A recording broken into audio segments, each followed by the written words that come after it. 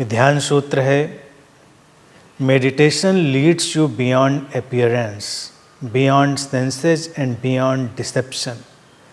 Appearance is often deceptive and our senses often deceive us. अर्थात ध्यान हमें जो बाह्याकृति है, अपीयरेंस है, उसके पार ले जाती है. हमारी जो इंद्रियां हैं वो अक्सर हमें छलती हैं और हमारी जो बाह्याकृति है, जो बाहरी आकार है, जो दिखता है, वो भी प्रायः छलावे जैसा होता है और हमारी इंद्रियां भी हमको अक्सर छल लेती हैं.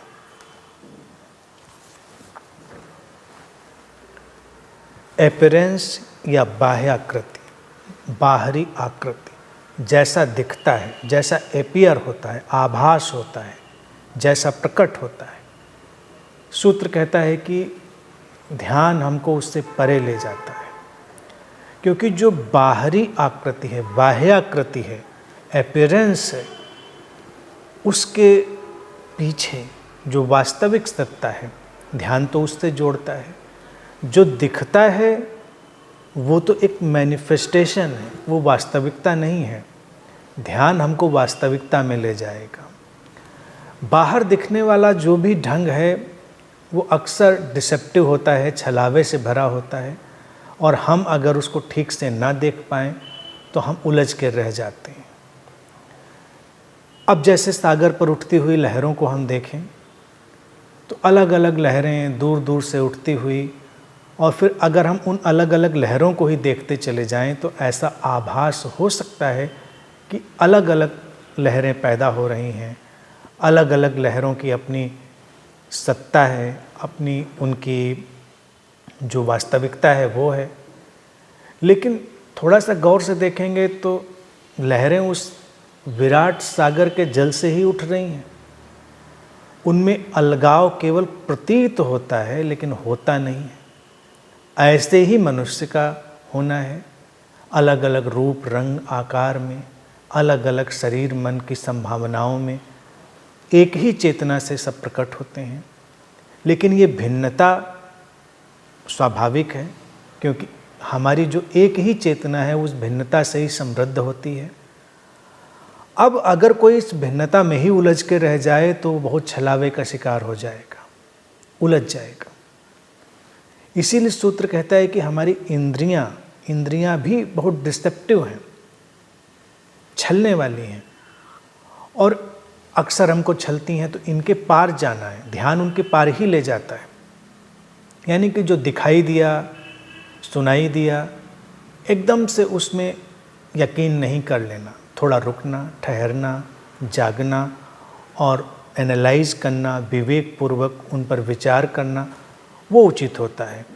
इसी तरह से हमारी जितनी भी इंद्रियां हैं, चाहे वो स्वाद हो, गंध हो, स्पर्श हो, सबकी अपनी सीमा है और उनके माध्यम से जो हम देखते और समझते हैं, महसूस करते हैं, वो क्या वास्तविक है, इस पर प्रश्न चिन्ह लग सकता है.